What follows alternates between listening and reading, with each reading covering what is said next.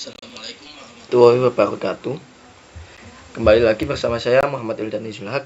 Kali ini saya akan membahas mengenai teori sosial menurut Erik Erikson dan Albert Bandura.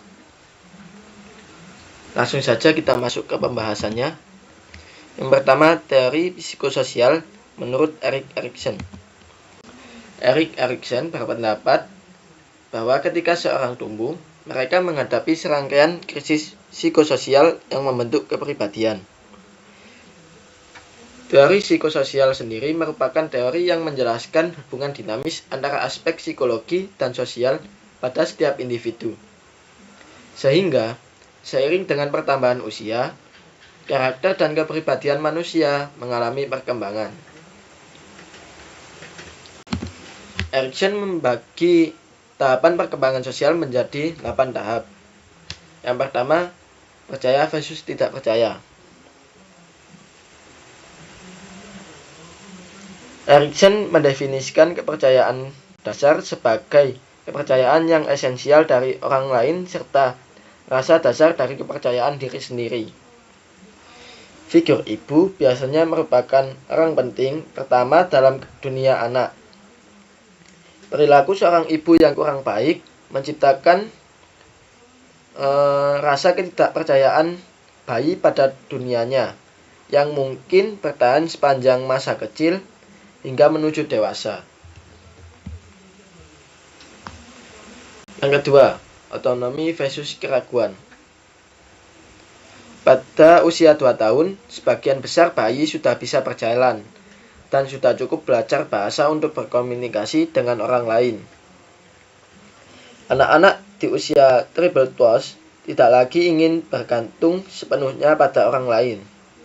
Erikson percaya bahwa anak-anak pada tahap ini memiliki keinginan ganda untuk mempertahankan dan melepaskan.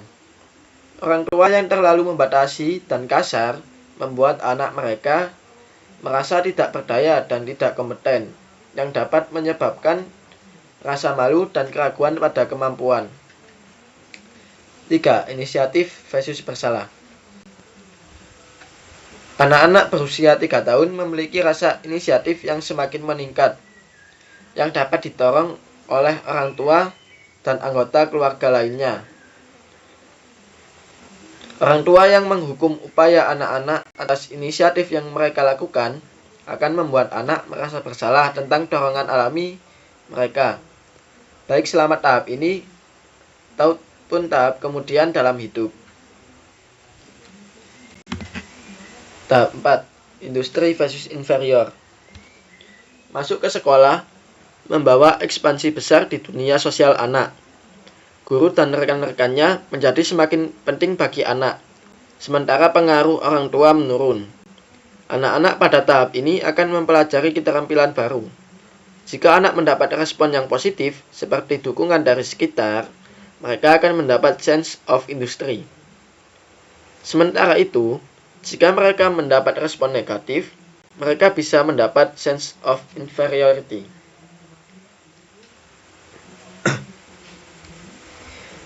Tahap 5. Identitas versus kebingungan peran. Masa remaja adalah masa perubahan. Remaja bereksperimen dengan berbagai peran seksual, profesional, dan pendidikan saat mereka mencoba untuk mencari tahu siapa mereka. Pada tahap ini, jika mereka bisa mendapat jati diri mereka, jati diri tersebut akan dipertahankan sebagai identitas diri mereka. Sebaliknya, jika mereka gagal, mereka akan mengalami kebingungan peran atau krisis identitas. Selanjutnya, keintiman versus isolasi. Setelah kaum muda mengetahui siapa mereka dan kemana mereka akan pergi, tahap ini ditetapkan untuk berbagai kehidupan mereka dengan orang lain. Orang dewasa muda sekarang siap untuk membentuk hubungan baru yang penuh kepercayaan dan keintiman dengan individu lain. Hubungan ini harus meningkatkan identitas kedua pasangan tanpa menghambat pertumbuhan keduanya. Orang dewasa muda yang tidak mencari keintiman seperti itu atau yang berulang kali mencoba, mungkin akan menarik diri ke dalam isolasi. Tahap 7, generativitas versus stagnasi. Generativitas adalah ketertarikan untuk membangun dan membimbing generasi berikutnya. Biasanya orang mencapai generativitas dengan membesarkan anak-anak mereka sendiri. Namun, krisis pada tahap ini juga dapat diselesaikan baik melalui bentuk produktivitas dan kreativitas lainnya, seperti mengajar. Selama tahap ini, orang harus terus berkembang. Jika tidak, rasa stagnasi dan kemiskinan interpersonal akan berkembang, yang mengarah pada penyerapan diri atau pemanjaan diri. Dan terakhir, integritas versus keputusasaan. Pada tahap akhir perkembangan psikososial, seorang melihat kembali ke masa belakang selama masa hidupnya dan menyelesaikan krisis identitas terakhirnya. Penerimaan terhadap pencapaian, kegagalan, dan keterbatasan akhir membawa serta rasa integritas atau keutuhan, dan kesadaran bahwa hidup seseorang adalah tanggung jawabnya sendiri. Kematian juga harus dihadapi dan diterima.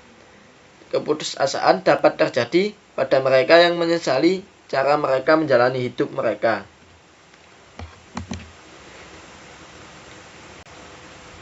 Selanjutnya masuk dalam teori pembelajaran sosial.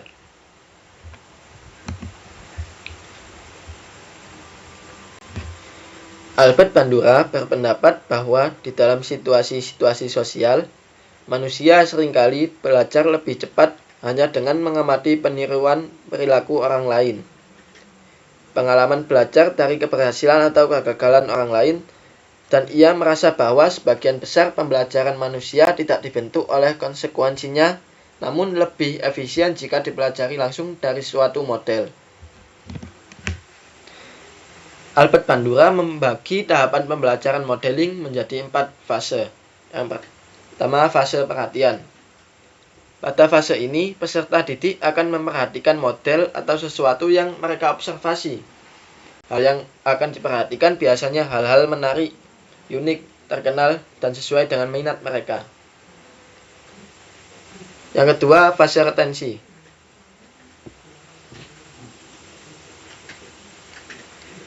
Fase retensi ini merupakan fase di mana peserta didik harus mampu mengingat hal-hal yang sudah mereka amati. Melalui pengamatan itulah, diharapkan mereka mampu belajar dan mendapatkan hasil yang baik. Selanjutnya, fase reproduksi. Pada fase reproduksi ini, terjadi umpan balik yang nantinya bisa mengarahkan peserta didik pada perilaku yang diinginkan. Yang terakhir, fase motivasi. Pada fase ini, peserta didik akan meniru hal-hal berkesan dari pengamatan yang mereka lakukan. Mereka beranggapan bahwa setelah meniru, akan muncul penguatan dari dalam diri masing-masing.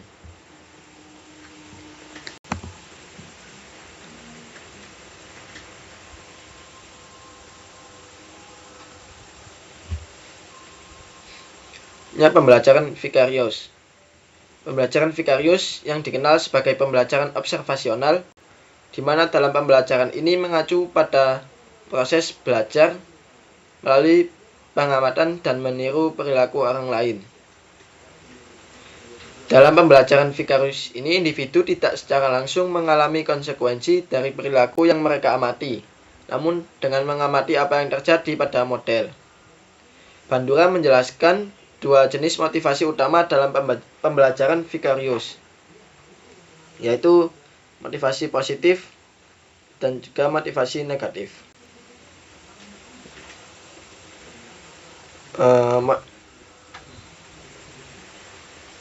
Motivasi positif. Individu termotivasi untuk meniru perilaku. Pada motivasi positif, individu termotivasi untuk meniru perilaku model karena mereka mengharapkan untuk mendapatkan konsekuensi positif yang sama seperti yang diterima model, seperti penghargaan, pujian, hadiah, dan lain-lain. Sedangkan motivasi negatif, yaitu individu termotivasi untuk menghindari meniru perilaku model karena mereka takut akan menerima konsekuensi yang sama, seperti konsekuensi yang diterima oleh model dalam hal konsekuensi negatif. Selanjutnya, pembelajaran yang diatur diri. Bandura berhipotesis bahwa orang mengamati perilaku mereka sendiri, lalu menilai perilaku tersebut berdasarkan standar mereka sendiri, dan memperkuat atau menghukum diri mereka sendiri. Siswa dapat diajarkan untuk menggunakan strategi penguatan diri untuk melakukan sesuatu dalam berbagai konteks, sehingga penguatan diri menjadi suatu kebiasaan. Siswa memerlukan pembelajaran yang diatur diri untuk digunakan saat menetapkan tujuan dan evaluasi diri dalam berbagai konteks, untuk memantau dan merayakan kemajuan mereka, dan untuk memahami bagaimana, kapan, dan mengapa mereka harus mengatur diri mereka sendiri. Pembelajaran mandiri menurut Menchenbaum. Menchenbaum mengembangkan sebuah strategi di mana siswa dilatih untuk berkata pada diri mereka sendiri. Salah satu contoh cara untuk membantu anak-anak terlibat dalam pembelajaran mandiri adalah dengan memberikan siswa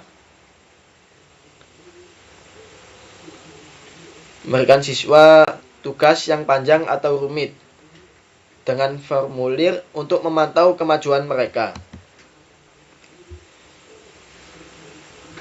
Sini ada langkah-langkah dalam pembelajaran mandiri yang dijelaskan oleh Menchenbaum. Pertama, seorang model dewasa melakukan tugas sambil berbicara sendiri dengan suara keras. Yang kedua, anak melakukan tugas yang sama di bawah arahan instruksi model. Yang ketiga, anak melakukan tugas sambil menginstruksikan diri sendiri dengan lantang. 4. Anak membisikkan instruksi pada dirinya sendiri saat dia mengerjakan tugas. Yang kelima, anak melakukan tugas sambil membimbing kinerjanya melalui pidato pribadi.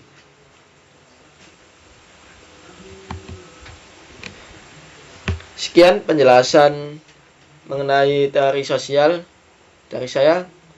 Kurang lebihnya mohon maaf. Terima kasih. Sampai jumpa lagi. Wassalamualaikum warahmatullahi wabarakatuh.